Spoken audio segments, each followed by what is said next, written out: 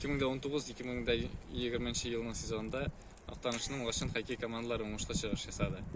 Ярошенков Юрий Николаевич жетекшілігінде 2003-2005 жылғы қызларыбыз Татарстан біріншілігінде екінші орынны алдылар. Талипов елгезе ең көп алқа кіртуші есіміне лайық болды.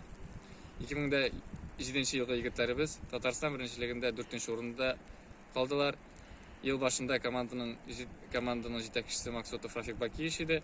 Ол лайықты елға кету себеплі қазір балалар білән өзіміздің Ақтаныш егітіміз Валиев Ленар ішлей.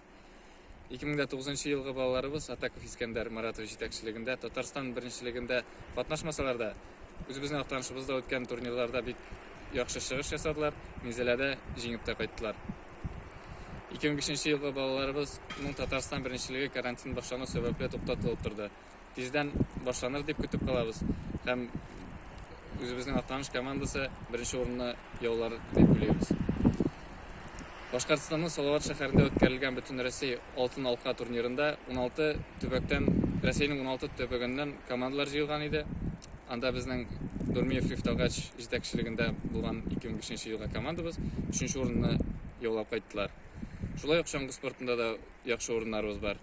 Зеленодольский шәһәрендә өткәрелгән Надежда Татарстаны шаңгы беренчелегендә Вагизов Фанис беренче урынны алды, Фахриев Салават икенче урынны алды.